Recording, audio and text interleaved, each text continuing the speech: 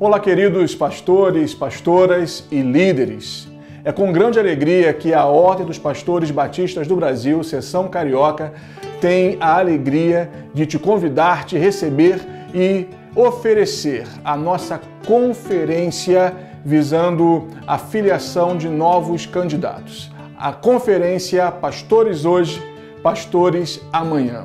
Serão 2 dias nos quais nós receberemos grandes bênçãos da parte de Deus. Certamente você sabe que nós vivemos uma encruzilhada histórica, um tempo de grandes desafios que representam grandes oportunidades.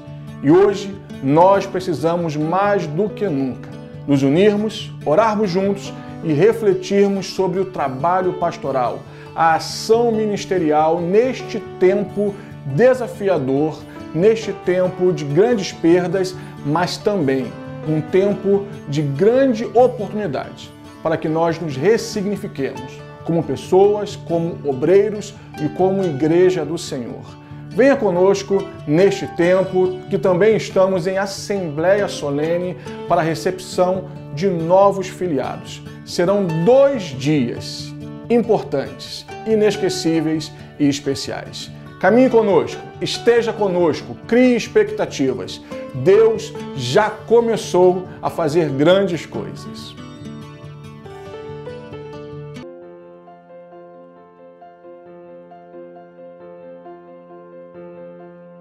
Que bom que você está aqui conosco nesta noite de celebração e nós queremos orar nesse instante para agradecer a Deus por esse tempo tão especial que estamos passando, apesar de todas as dificuldades. E quero convidar você que está aí nas mídias sociais, no YouTube, no Facebook, você que tem motivo de gratidão, mande para nós queremos orar também e ajudar você a agradecer a Deus pelas bênçãos que você tem recebido. Ok? Certamente essas conferências de hoje e amanhã vão ser bênção para a nossa vida. Vamos orar? Ó Deus, muito obrigado por este tempo de vitória que temos vivido com essas conferências, recebendo esses novos membros, ó Deus, na nossa querida Ordem dos Pastores Batistas Cariocas. Queremos te agradecer, Senhor Deus, porque em um tempo tão difícil nós podemos experimentar essa bênção. Cada candidato, ó Deus, que se colocou à disposição, cada um que vai fazer parte dessa grande família pertencer, nós queremos te agradecer. E agradecer por cada motivo de cada irmão que está nessa hora ligado conosco nas mídias sociais. São tantas bênçãos que nós temos para agradecer, cada igreja, cada família, cada irmão. Ó Deus, muito obrigado por todas as bênçãos que o Senhor tem derramado sobre nós. E fica conosco ainda nessa programação para abençoar cada coração aqui que necessita ouvir a Tua voz. Nós oramos agradecidos em nome de Jesus. Amém.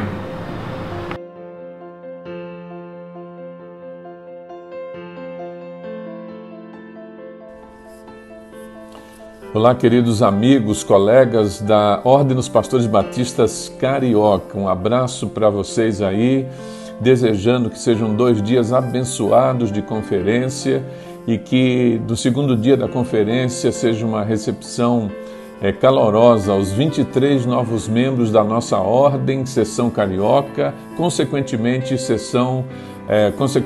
Ordem dos Pastores Batistas do Brasil. Quero mandar um abraço para o presidente, Davi Curti, também o executivo, o Rômulo, e os líderes que estarão aí também. Que Deus abençoe a todos vocês aí e que este evento sirva para crescimento, capacitação e bênção dos pastores batistas da cidade do Rio de Janeiro, a nossa Ordem Carioca. Um abraço a todos aí, Deus abençoe vocês. Bem-vindos, queridos pastores. Parabéns por escolherem ser batistas e agora por escolherem ser pastores batistas de fato e de direito. Em 1 Coríntios 3:9, a palavra de Deus nos diz que somos cooperadores de Deus. 3 palavras traduzem bem o que é ser um batista. A primeira palavra é cooperação. Via de mão dupla, porque temos privilégios e temos responsabilidades. A segunda palavra é interdependência. Em 7 de setembro de 1822, D. Pedro I proclamou a independência do Brasil. E ele disse: independência ou morte, Hoje nós estamos dizendo interdependência ou morte. Não dependência, não independência, mas interdependência, porque dependemos uns dos outros. E a outra palavra é fidelidade. Contamos com os irmãos, contamos com a sua ajuda, com a sua cooperação, com a sua prática de interdependência e com a sua fidelidade. Bem-vindos! Contamos com cada um de vocês. E aproveito a oportunidade para dar os parabéns a essa comissão de ingresso que trabalhou arduamente para que tivéssemos esse belo programa neste belo dia. Deus nos abençoe. Olá, queridos pastores batistas cariocas. Eu quero trazer uma saudação da Associação Evangelística Billy Graham a todos que participam desta conferência. Quero também parabenizar aos novos pastores recebidos por nossa ordem nesta semana.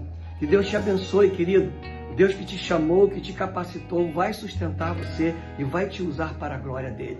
Também quero aproveitar esse momento para falar com você sobre o Esperança Rio, essa grande mobilização evangelística organizada pela Associação Evangelística Billy Graham, juntamente com as igrejas evangélicas do Rio de Janeiro. Um momento de impactar o nosso estado. Estamos realizando treinamentos de vida e testemunho, programações com mulheres, jovens, crianças. Entre no nosso site esperançario.com. Se a sua igreja ainda não participa, é hora de inscrevê-la. Se já participa, é hora de se engajar em todos os projetos que nós temos até dezembro em Copacabana. Deus abençoe a sua vida. Obrigado por você se colocar à disposição do Senhor para transformar a nossa nação. Deus te abençoe.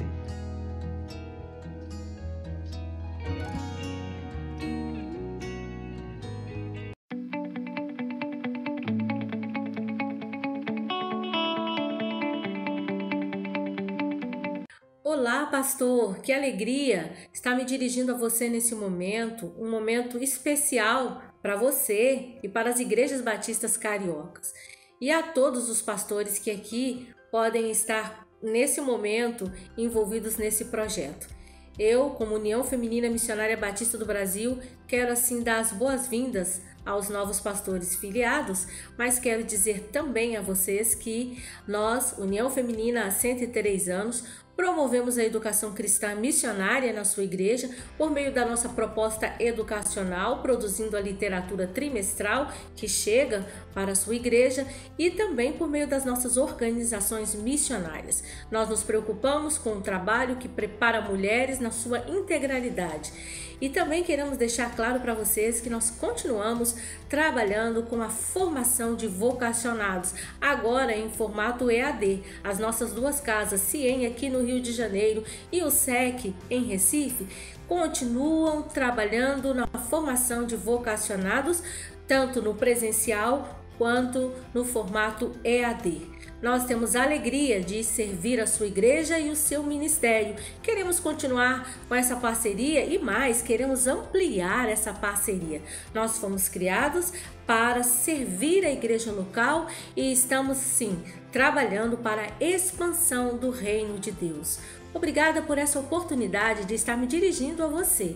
Eu conto com você, com a sua igreja e vocês também podem contar conosco. Nós estamos aqui para servi-los.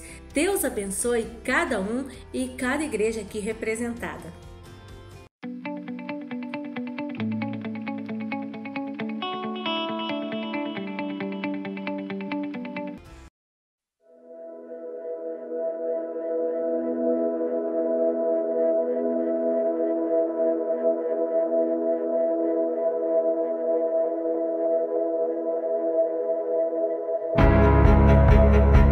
No começo, a igreja não tinha recursos para nos ajudar.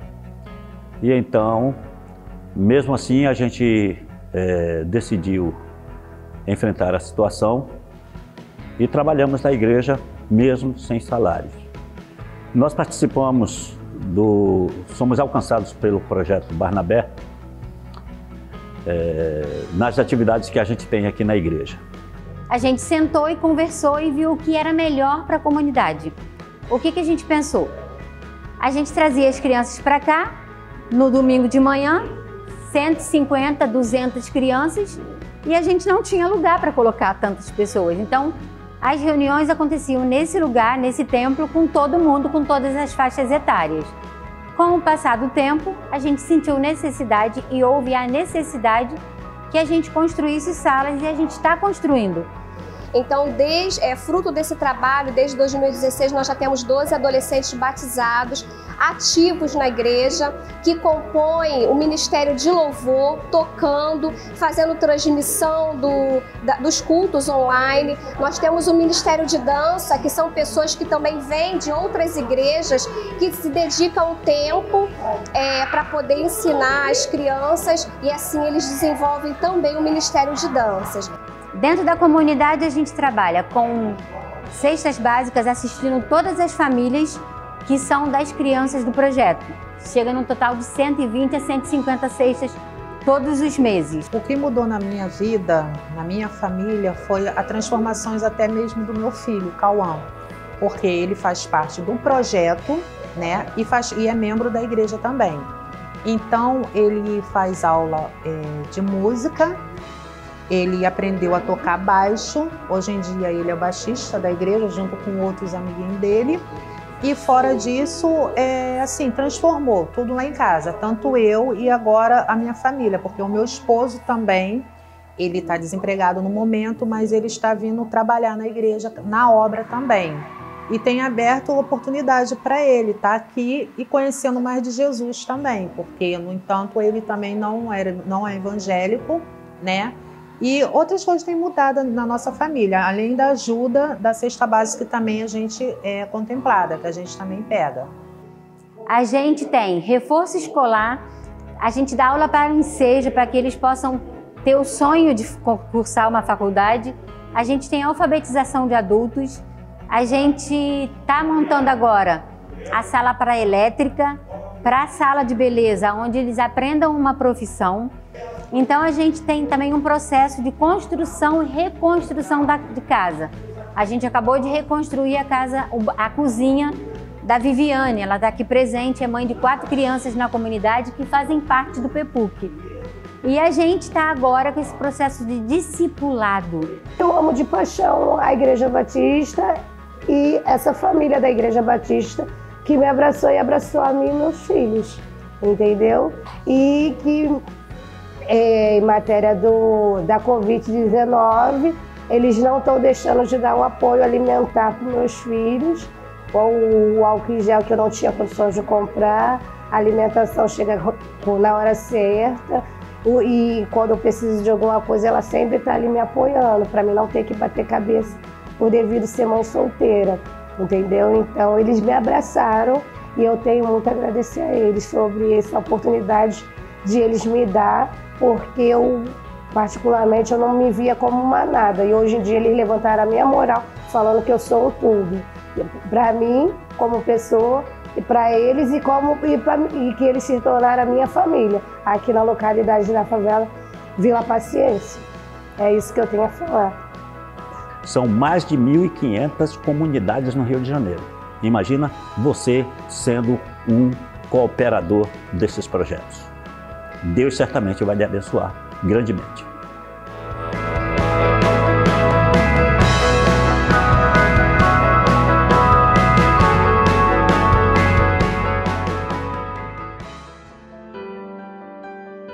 Queremos convidar nesse momento a equipe de louvor da Igreja do Recreio.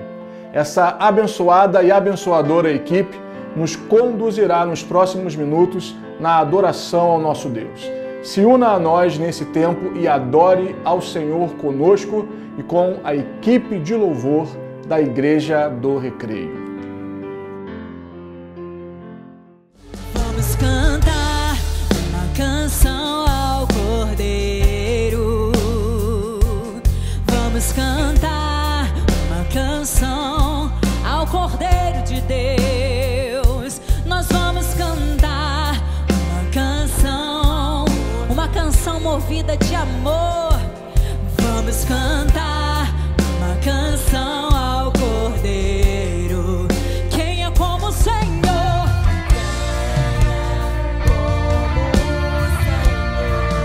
Quem é como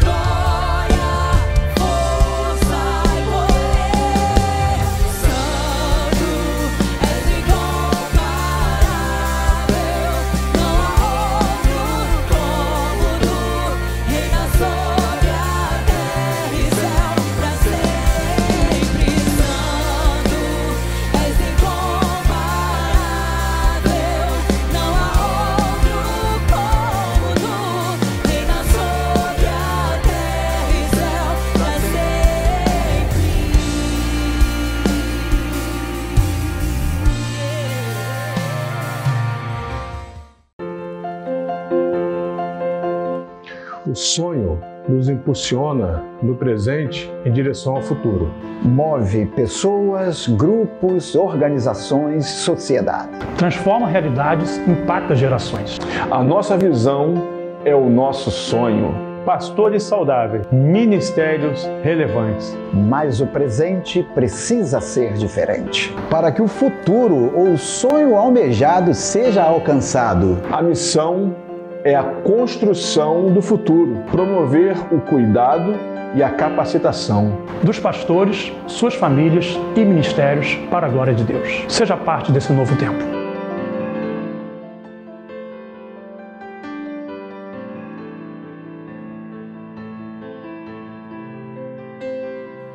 Queridos irmãos, queridas irmãs, esse é o momento que nós vamos ouvir a palavra de Deus e o preletor que vai falar ao nosso coração, vai falar aquilo que Deus separou para nós, é o pastor Henrique Araújo. Um homem de Deus, ele é professor, conferencista, PhD, mestre, é alguém que tem investido no conhecimento e buscado ensinar a igreja a respeito da vontade de Deus, a respeito daquilo que eu e você precisamos ser. Não vai ser diferente essa noite. Certamente eu e você seremos abençoados pela palavra de Deus através desse querido mensageiro. Seja bem-vindo, pastor Henrique. Olá, prezados irmãos, pastores batistas do Brasil. Olá, a prezada Ordem dos Pastores Batistas do Brasil. É uma alegria muito grande estar com os irmãos e amigos juntos nessa ocasião para nós compartilharmos uma mensagem de esperança, uma mensagem de fé, uma mensagem de cuidado pastoral nesse tempo pandêmico tão desafiador que tomou todos nós de surpresa e nos trouxe uma série de contingências que exigem de nós sabedoria, criatividade, determinação e, claro, sobretudo, a dependência única e inequívoca da graça de Deus.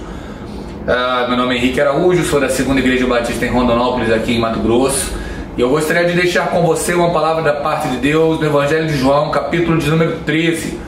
Aquilo que é uma colocação, um ensinamento, uma exposição de Jesus para os seus discípulos sobre a sua paixão, a sua morte, sobre o serviço por meio da sua humilhação, que traz muitas lições preciosas para nós, no ministério pastoral ou também na perspectiva de discipulado, sobre esse texto que é tão rico. João capítulo de número 13, o evangelista diz assim: Ora, antes da festa da Páscoa, sabendo Jesus que já era chegada a sua hora de passar desse mundo para o Pai, como havia amado os seus que estavam no mundo, amou-os até o fim. E acabada a ceia, tendo já o diabo posto no coração de Judas Iscariotes, filho de Simão, que o traísse, Jesus, sabendo que o Pai tinha depositado nas suas mãos todas as coisas, que havia saído de Deus, ia para Deus, levantou-se da ceia, tirou os vestidos e, tomando uma toalha, cingiu-se. Depois deitou água numa bacia, começou a lavar os pés aos discípulos e a enxugá-los com uma toalha com que estava cingido, e aproximou-se depois de Simão Pedro, que lhe disse: Senhor, tu lavas-me os pés a mim? Respondeu Jesus e disse-lhe: O que eu faço não o sabes tu agora, mas tu o saberás depois. Disse-lhe Pedro: Nunca me lavarás os pés. Respondeu-lhe Jesus: Se eu te não lavar, não tens parte comigo. Disse-lhe Simão Pedro: Senhor, não só os meus pés, mas também as mãos e a cabeça. Disse-lhe Jesus: Aquele que está lavado não necessita de lavar senão os pés, pois no mais todo está limpo. Ora, vós estáis limpos, mas não todos, porque bem sabia ele quem o havia de trair. Por isso disse: nem todos estáis limpos. Depois que lhes lavou os pés e tomou os seus vestidos e se assentou outra vez à mesa, disse-lhes: Entendeis o que vos tenho feito? Vós me chamais mestre e senhor e dizeis bem, porque eu o sou. Ora, se eu, senhor e mestre, vos lavei os pés, vós deveis também lavar os pés uns aos outros. Porque eu vos dei o exemplo para que, como eu fiz, façais vós também. Na verdade vos digo que não é o servo maior do que o seu senhor, nem o enviado maior do que aquele que o enviou. Se sabeis estas coisas, bem-aventurados sois, se as fizerdes. Que Deus abençoe nossas vidas com a sua santa e inesgotável palavra. Prezados irmãos, eu queria tecer o seguinte caminho. mergulhar um pouco no texto do Evangelho de João, capítulo de número 13, depois trazer alguns conceitos sobre o que é pastor, para a partir daí tirar uma lição central e as lições para a nossa vida sobre o cuidado pastoral que deve ser exercido e depois finalizar com uma conclusão. O texto todos nós ministros do Evangelho conhecemos bem. O texto ele trata sobre aquilo que ficou conhecido em algumas tradições como pedilavium, ou cerimônia do lava-pés, que para alguns estudiosos aconteceu no dia 14 de Nissan, que seria a quinta-feira que antecederia a sexta-feira da paixão, não é? João capítulo de número 13 é um ensino sobre a humilhação de Cristo e sobre o poder da sua paixão, o poder que ele exerce de redenção entregando o seu sangue na cruz do Calvário por cada um de nós. E também uma verdadeira aula de teologia pastoral, uma verdadeira aula de discipulado. O texto ele pode ser visto a partir de diversos viés e trazer conclusões e aplicações maravilhosas para cada um de nós. É interessante que o texto ele começa com uma afirmação joanina, que Jesus, ele tendo amado os seus, ele amou-os estelos, até o fim. Esse até o fim é até o final de seu ministério e também em todas as possibilidades de completude. Ou seja, ele os amou plenamente. Telos temos conhecidos principalmente da escatologia, não é, quando aponta para o final, mas esse final ele não apresenta apenas cessação, mas ele apresenta também plenitude, completude. Então Jesus amou os seus de maneira plena. E é interessante que o evangelista ele nos traz uma informação. Tendo o diabo, ele lançado, ele colocado no coração de Judas Iscariotes que o traísse. O termo para lançado no coração de Judas Iscariotes colocado é bebekotos. Você conhece, você sabe que a etimologia do termo diabolos, dia 2 bolos, vem do verbo balo, significa aquele que lança para dividir, do mesmo verbo, não é? Do verbo lançar, bebekotos. Estencardia, ou seja, lançou em direção ao seu coração. Esse um coletivo utilizado junto com o acusativo, significando em direção a, não é? Então, o diabo ele lança em direção ao coração de Judas, para Judas o trair, para o entregar. E Judas, lamentavelmente, ele recebe isso no coração e ele então, posteriormente, como todos nós sabemos, ele toma essa atitude. O texto diz então que Jesus ele se despe das suas vestes e ele se veste de uma maneira muito simples, não é? Tomando aquela condição do servo que ele se portava na casa para lavar os pés das pessoas que chegavam ali, dos transeuntes, dos peregrinos, né? Nos lembra muito a expressão paulina, o hino cristológico de Filipenses 2:11, não é? Quando Paulo começa dizendo: "Tem de vós o mesmo sentimento que houve em Cristo Jesus, que não teve por usurpação ser igual a Deus, antes ele anulou-se a si mesmo, aniquilou-se a si mesmo, tomando a forma de homem e a forma de servo", não é? Então, nos lembra do papel da humilhação de Cristo. O Evangelho de João capítulo 13 está muito parelho, muito emparelhado a Filipenses capítulo de número 2. E o texto vai dizer que quando ele vai se colocar à disposição de lavar os pés dos discípulos, Pedro, ele olhando para aquela atitude de Jesus, se humilhando como um serviçal da casa, ele diz: "Não, Jesus, não faça isso, Jesus. Nós que devemos tomar essa atitude." E Jesus muito pacientemente responde a Pedro em João 13:7: "Pedro, o que eu faço agora você não entende, mas você saberá depois. Se eu não te lavar os pés, tu não tem parte." O termo para parte é meros. Meros, em algumas traduções, vai significar parte do corpo. Meros, ele vai significar ter comunhão nesse sentido. Então Jesus está dizendo para Pedro: "Pedro, se eu não lavar os pés com você, você não tem parte no corpo comigo, você não tem parte comigo, você não tem comunhão comigo." E aí Pedro, espontaneamente, daquele jeito que lhe era característico, Pedro olha para o mestre e diz: "Não, então o senhor pode me lavar o corpo inteiro." E Jesus esclarece e diz: "Não, quem já está lavado, não é necessário lavar senão os pés." É interessante que a versão revista e corrigida de Almeida, ela não traz uma distinção que é fundamental. Ela traz o verbo lavar, tanto traduzido a primeira expressão grega, quando diz quem já está lavado, e depois diz não precisa lavar senão os pés, traduzindo com o mesmo verbo. Só que no grego há uma diferença. Quem já está lavado? Lelumenos. Quem já tomou um banho, quem se já lavou plenamente. Depois o lavar é nipsastai. É diferente. Vai significar lavar propriamente. Então Jesus está dizendo, quem já tomou um banho não precisa lavar agora senão só os pés. De uma maneira geral, intérpretes sugerem que Jesus está se referindo à questão da purificação, da santificação, da conversão. E dizendo a Pedro, Pedro, aquela pessoa que já é convertida, ela não precisa converter-se novamente. Aquela pessoa que já foi redimida, ela não precisa ser redimida novamente. Entretanto, existem pecados pontuais que empoeiram os nossos pés na sujeira desse mundo. E eu vou representar isso, Pedro, lavando os pés de vocês, significando que eu estou purificando vocês desses pecados pontuais uma vez após vocês terem se lavado, se banhado, uma vez após vocês terem se convertido. É a interpretação de forma geral em relação ao lavar os pés ou a tomar o banho, aquilo que Jesus fala. Mas Jesus prossegue dizendo, falando em relação a quem ele é. Ele lava os pés dos discípulos e diz, vocês me chamam de mestre, Senhor. Vocês dizem bem, porque eu assim o sou. É interessante que para nós pastores cuidarmos das pessoas, nós precisamos ter a consciência de quem nós somos e do chamado. E também ter consciência da autoridade, de quem é o outro. Jesus ele diz, vocês me chamam de mestre, Senhor. Vocês fazem o certo, eu sou.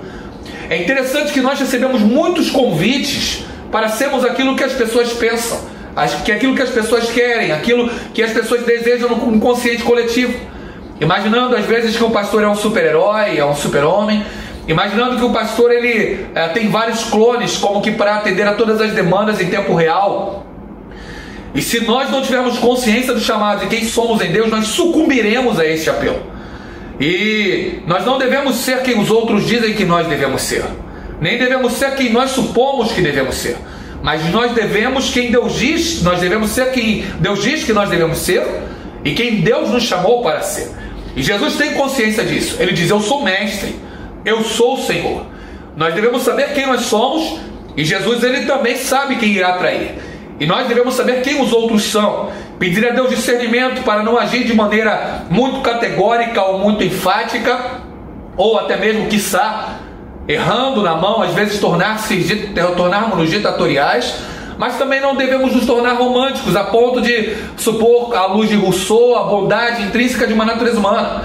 Não, devemos entender quem é o homem, quem é o ser humano, que é um pecador que precisa de redenção. E que nós estamos trabalhando com pessoas à luz daquilo que Jesus ensinou. Sede simples como as serpentes e sejam prudentes como sejam simples como as pombas e prudentes como as serpentes. O termo para prudência da serpente significa circunspecção. É nós estarmos no centro e tendo o discernimento espiritual de tudo aquilo que acontece ao redor. Então, aquela pessoa que cuida, ela precisa ter a consciência do seu chamado, de quem ela é em Deus e das pessoas com as quais ela está lidando. E Jesus prossegue dizendo, vocês entenderam o que eu fiz? Eu vos dei o exemplo para que vocês façam como eu também. Algumas tradições elas supõem que o que Jesus está fazendo é impetrar um sacramento, é instituir um sacramento, é dizer que vocês têm que repetir essa cerimônia do lava-pés como eu fiz, porque isso vai conferir graça. E às vezes acabam até repetindo o ato, tentando apontar para Deus, mas lamentavelmente sem o mesmo espírito de fé. A proposta pelo texto bíblico não parece que é uma instituição de alguma outra ordenança ou de algum sacramento, mas uma cerimônia onde Jesus elucida a sua condição de servo humilhado e o servo que entrega a sua vida pela humanidade. E depois Jesus ele fecha essa perícope dizendo, olha, se sabeis essas coisas, bem-aventurados sois se as fizerdes. É interessante, Jesus ele aponta uma tríplice dimensão da realização da vida cristã, que é o ser, o saber e o fazer. Ele diz, se sabeis estas coisas, saber, bem-aventurados sois, o ser, se as fizerdes, o fazer. Saber sem ser e fazer causa intelectualismo. Ser sem saber e fazer causa omissão. Fazer sem ser e saber causa simplesmente um pragmatismo. Deus não deseja que sejamos intelectualistas, omissos ou pragmáticos, mas Ele deseja que, como em um grande tripé, como sustentáculo da realização da nossa vida espiritual, nós possamos ter ser, saber e saber conjugados, para que nós experimentemos a realização da vida de Deus em nós.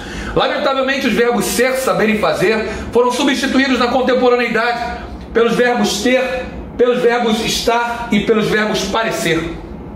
As pessoas desejam muito ter, as pessoas desejam muito estar passeando, fazendo uma coisa e outra, nas trivialidades, nos entretenimentos do dia a dia. E às vezes elas estão na igreja, mas ainda não com o senso de pertença correto, não, ainda com aquele compromisso adequado. E elas também, em virtude principalmente das mídias eletrônicas e das grandes redes, desejam muito parecer. Desejam estar com pele indefectível, com o melhor tratamento estético que pode acontecer na contemporaneidade, com a ostentação às vezes de muitos bens materiais, e esquecem do ser, esquecem do saber, esquecem do fazer. Ter, estar e parecer são verbos que, prediletados, geraram detrimento em verbos que trabalham principalmente com a nossa essência, com o que Deus deseja que nós façamos. Nós não somos o que fazemos, mas o que fazemos está intrinsecamente ligado ao nosso ser, de maneira que ser, saber e fazer estão indissociavelmente ligados. E Jesus ele expressa isso quando ele diz em João 13,17: se sabeis estas coisas, bem-aventurados sois se as fizerdes. É uma aula de teologia pastoral, é uma aula de discipulado, é uma aula falando sobre a sua humilhação, sobre a sua entrega na vida na cruz do Calvário por cada um de nós. Meus amados irmãos, eu queria a partir daí pensar então em quem é o pastor, pegando alguns outros textos corolários e também pensando no pastor em João 13, para a partir daí dar seguimento para algumas lições sobre o pastor e o cuidado e o discipulado que ele deve exercer. Quem é o pastor? O pastor é aquele que guia, se pensarmos em Hebreus 13:7, o regumeno é aquele que conduz, tanto que em algumas traduções o termo guia, o termo condutor, ele aparece na carta de Hebreus capítulo 13, versículo 7. É aquele que guia você a ser quem Deus deseja que você seja, como representante e modelo de Cristo. Uma das nossas tarefas como pastor é tentarmos fazer com que as pessoas elas se tornem quem Deus deseja que elas sejam, que elas sejam quem elas são no coração de Deus. Quem é o pastor? O pastor é aquele que cuida do próximo, zelando como quem cuida por Deus. E aqui há uma dimensão de paternidade não paternal. É interessante que quando nós vamos ver o processo de sucessão pastoral de Moisés, e quando ele ora, ele soa bastante distinto do nosso processo de sucessão pastoral na contemporaneidade. É comum nas nossas igrejas nós elencarmos uma série de obreiros para que preguem em dadas igrejas, subsequenciadamente a igreja avalie e aprecie aquela mensagem e após algumas entrevistas possa definir em assembleia se aquele obreiro conduzirá a igreja à vontade de Deus ou não. O processo de sucessão pastoral ele é um pouco diferente em Números capítulo 27, versículos 15 a 17. Mas ele diz: Deus, eu quero um homem sobre essa congregação, uma congregação de 600 mil homens a pé, provavelmente mais uma mulher e 2 crianças para cada um, fazendo cerca de talvez 2 milhões de pessoas. E ele diz: eu gostaria de um homem que entrasse e saísse diante do povo. Eu gostaria de um homem que fizesse o povo entrar e sair, para que este povo não seja como ovelhas que não têm pastor. Mas às vezes ele se preocupa como que num grande cuidado pastoral com aquele rebanho. Deus dá Josué para a frente daquele povo. É um cuidado que Moisés tem, um cuidado como que divino, um cuidado paternal. Mas esse cuidado paternal é um cuidado que ele impele as pessoas a assumirem responsabilidade. É um processo que quer gerar a autonomia das pessoas, é um processo que quer gerar aquelas pessoas a fazerem a vontade de Deus. Não é um processo paternal paternalista, um processo que simplesmente vai vedar os seus olhos para aquilo que de errado esteja sendo feito. Não. O pastor é aquele que cuida do próximo, zelando como quem cuida da parte de Deus, quem cuida por Deus por aquelas pessoas. Então é uma paternidade, mas não paternalista. O pastor é aquele que é um pequeno modelo de Cristo como exemplo para o rebanho, como diz Pedro em 1 Pedro capítulo 2 versículo 21. É o hipogramon, é o coadjuvante do protagonista no teatro Glória Dei para elucidar a sua glória. É interessante que em 1 Pedro capítulo 2 versículo de número 21, Pedro, ele vai dizer que Cristo deixou-nos o hipogramon para que sigamos as suas pisadas. O hipogramon é uma carta de caligrafia, é traduzido ali na tradução Revista e Corrigida de João Ferreira de Almeida como exemplo. É uma rapax legomena, um termo que aparece uma vez só nas Escrituras. É como que o papel de caligrafia fosse colocado sobre nós com a silhueta de Cristo e houvesse a necessidade dessa silhueta ser desenhada para que ao tirar esse papel sobre nós permanecesse Cristo. Cristo deve estar sobre nós, impingido em nós, marcado indelevelmente na nossa vida. E cada pastor ele deve ser um hipogramon para as suas ovelhas. Ele deve ser um modelo dessa carta de caligrafia que é Cristo, para que as pessoas olhando para aquele modelo possam seguir o seu exemplo. Lembrando Paulo em 1 Coríntios 11:1, sejam meus imitadores como eu sou de Cristo.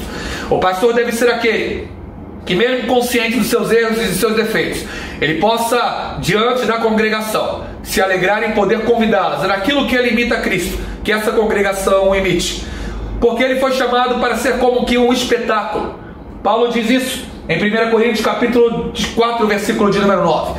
É interessante que o termo espetáculo em 1 Coríntios 4, 9, quando Paulo diz nós fomos colocados como que espetáculo ao mundo, é teatro. E Calvino ele dizia que o mundo é o teatrum gloriae Dei, o palco onde Deus desfila a sua glória. É interessante pensarmos nessa perspectiva, não é? Porque o pastor ele foi colocado neste palco onde Deus desfila a sua glória, e Paulo diz que nós fomos colocados como um espetáculo, como um teatro. As pessoas verem a manifestação da glória de Deus por meio da nossa vida. As pessoas verem a manifestação da glória de Deus destilando toda a sua beleza, toda a sua propriedade, peremptoriedade, toda a sua estética divina, da beleza das suas obras por meio da vida e do ministério pastoral. O pastor, ele é aquele como um pequeno modelo de Cristo, que Deus colocou como um hipogramon para o rebanho.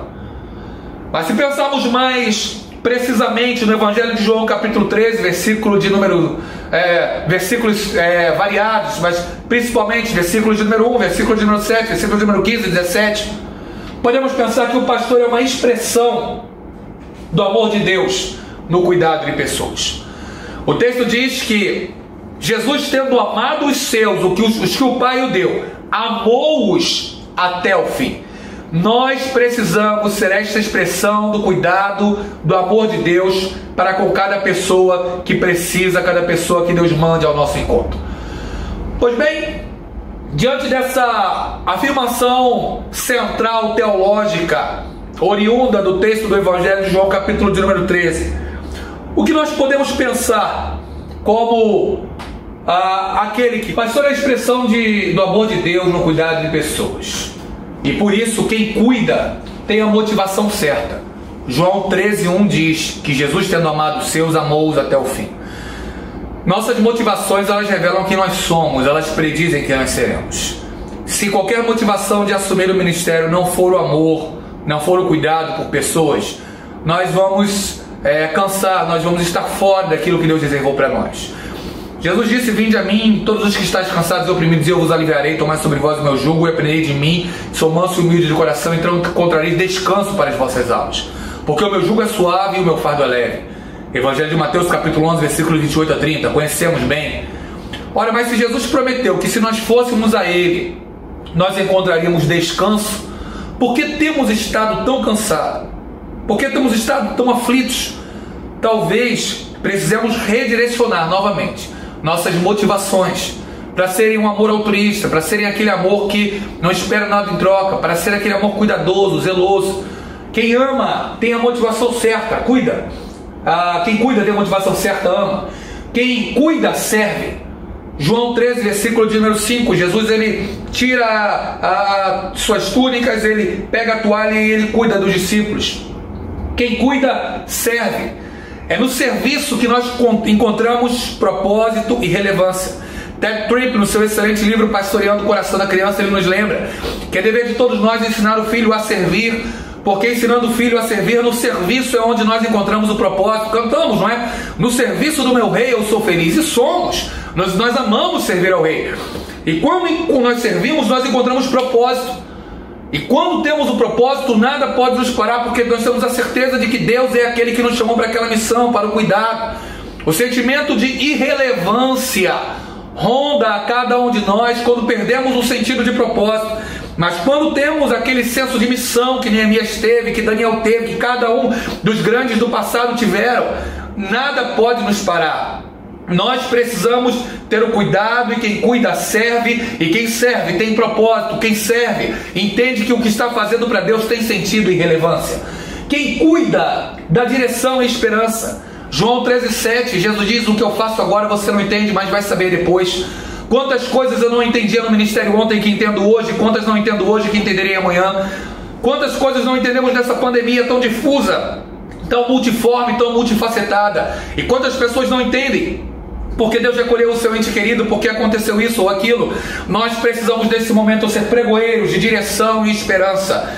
Jeremias capítulo 29, versículo 11, Deus diz: eu sei os planos que estou projetando para vós, planos de paz e não de mal, para dar um futuro e uma esperança. Essa é a minha alegria. Quantas vezes eu não sei, quantas vezes não tenho resposta. E vou para Jeremias 29, 11, e Deus diz: Henrique, eu sei os planos que estou projetando.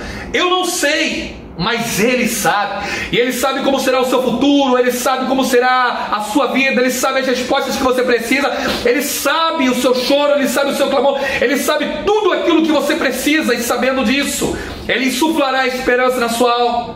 Lembre-se de Ernest Bloch: não existe beco sem saída.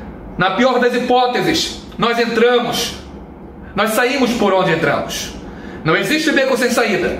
Na pior das hipóteses, saímos por onde nós entramos. Quem cuida da direção e esperança, dê direção, dê esperança nesse momento de aflição. Quarto lugar, quem cuida leva ao entendimento. João capítulo 13, versículo de número 12, Jesus pergunta: entendeis o que eu vos fiz?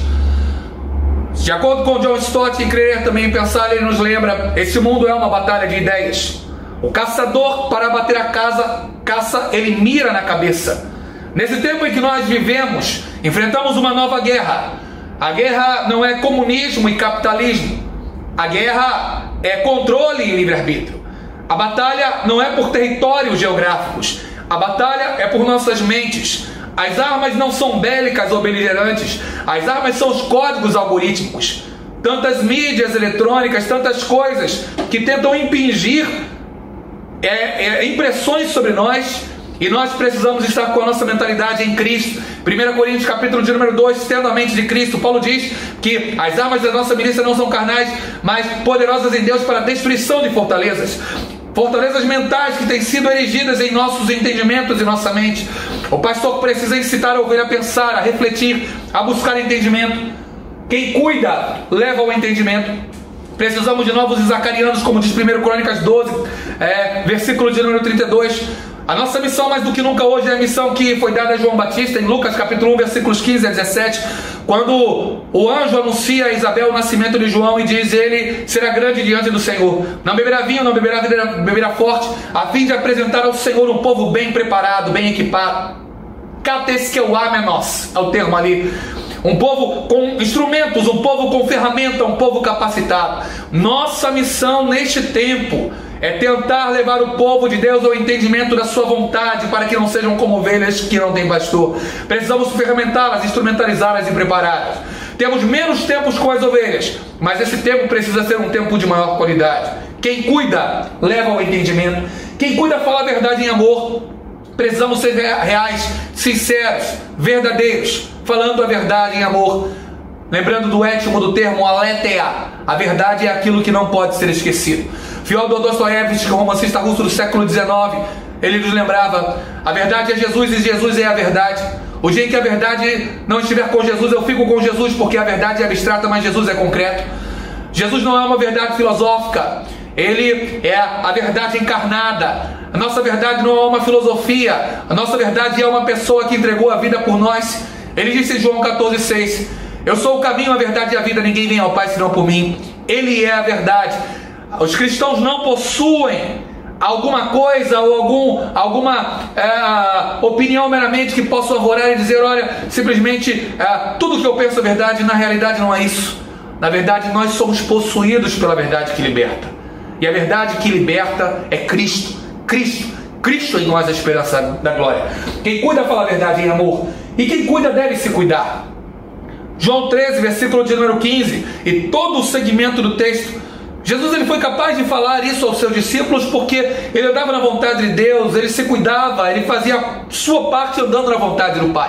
Se cuidar, não estou falando de um tratamento estético ou alguma coisa contemporânea, não. Mas quando eu falo de cuidar, eu falo de Cantares 1:6.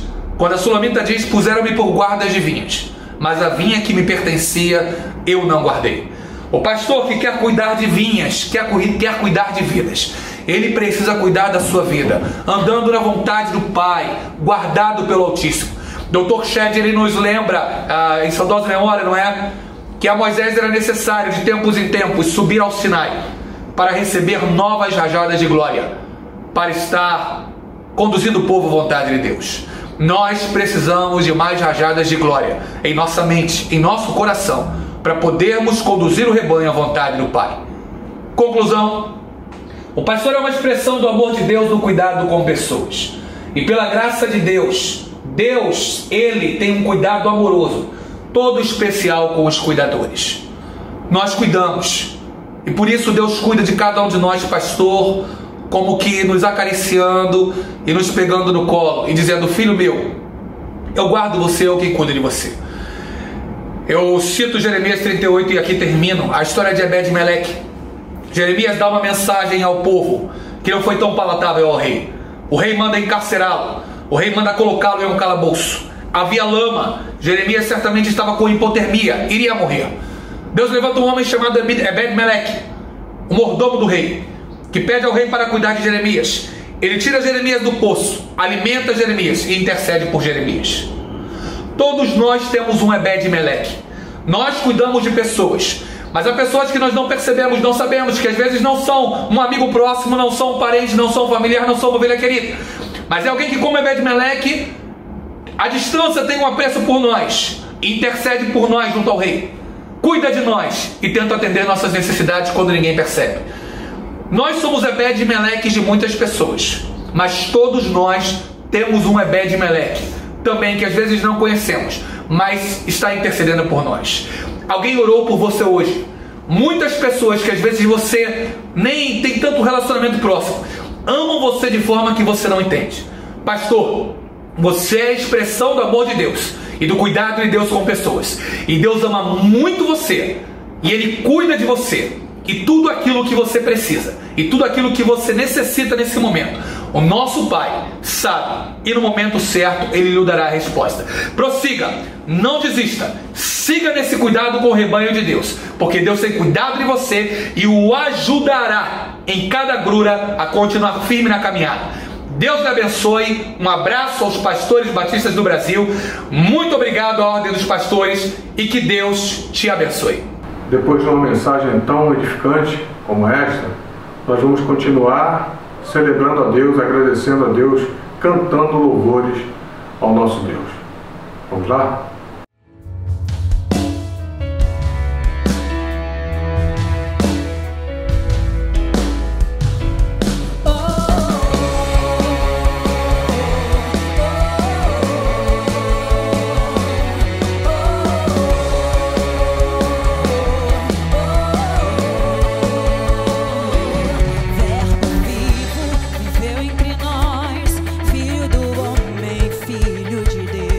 Curando os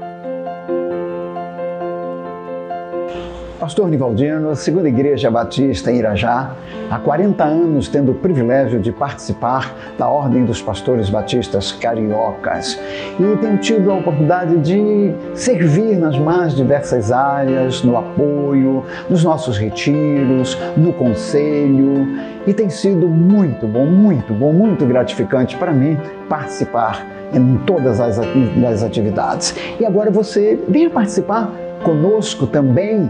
E nossa ordem tem tido um carinho tão especial por cada membro, atenta às necessidades mais diversas. Conheça e ame os pastores batistas cariocas. Faça parte desta família Pertencer.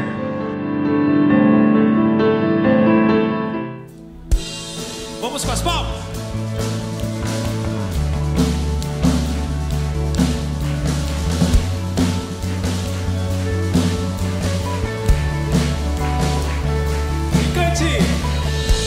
Abram as portas para que entre o Rei.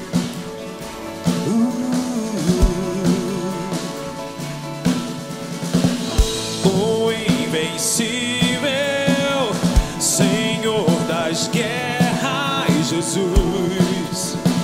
Seu nome é Jesus. Já posso ouvir? Já posso ouvir o seu rugir daqui. Oh, e em seu nome os gigantes cairão. Oh, já posso ouvir o seu rugir daqui. Oh, e em seu nome os gigantes cairão. Meu Deus é o leão da tribo de Judá. A morte não venceu. Ele é o rei, ele é o rei.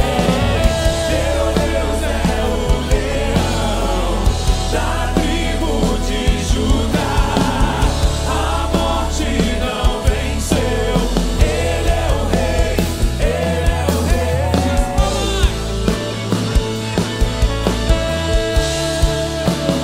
Ele não falha, não.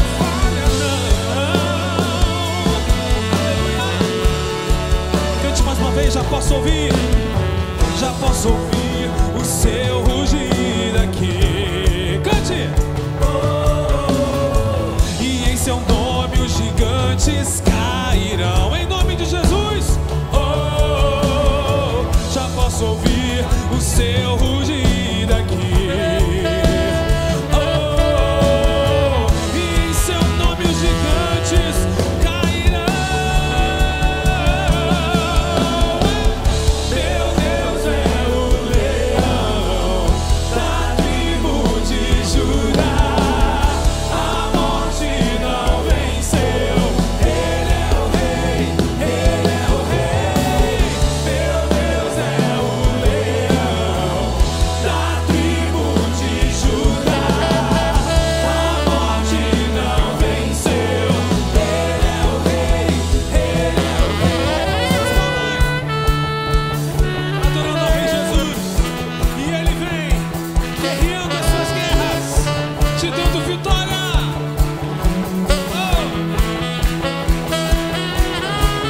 Ouça os seus passos. Sim, ele vem, clamo o seu nome. Não temerei, sinto o seu fogo queimando aqui. O rei chegou, o rei chegou. Cante. Ouça os seus passos. Sim, ele vem, clamo o seu nome. Não temerei, sinto o seu fogo queimando aqui. O rei chegou, o rei chegou. Mais uma vez. Ouça os seus passos. Sim, ele vem, clamo o seu nome. Não temerei, sinto o fogo de Jesus queimando aqui. O rei chegou, o rei chegou. Meu Deus é o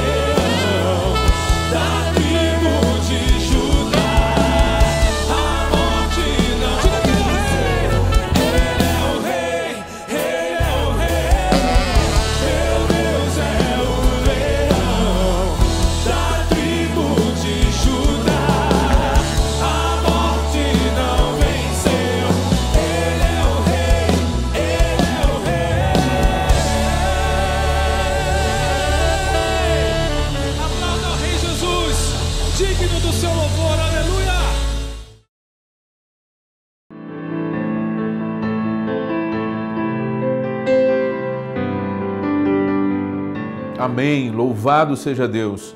Queridos irmãos e queridas irmãs, que bom que nós estivemos juntos nesta noite, nesse culto tão especial.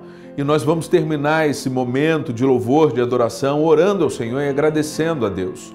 Quem vai fazer essa oração é o pastor Fausto Aguiar, nosso querido presidente da Convenção Batista Brasileira. Seja bem-vindo, pastor.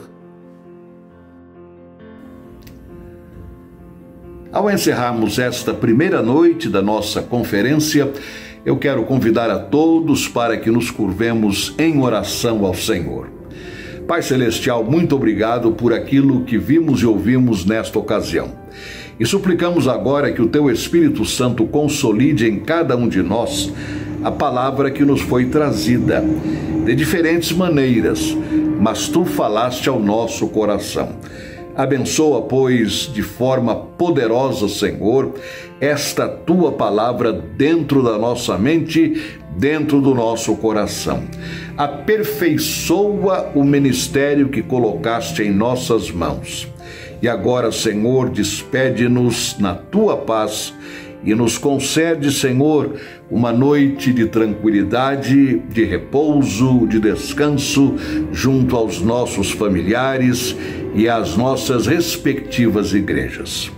E que para tanto todos nós recebamos agora a bênção da Santíssima Trindade, que nos vem através do amor de Deus, o nosso Pai, da graça de Jesus Cristo, nosso Senhor e Salvador único, eterno, pessoal e suficiente, e da consolação do Espírito Santo, nosso bendito confortador, hoje e para todo sempre.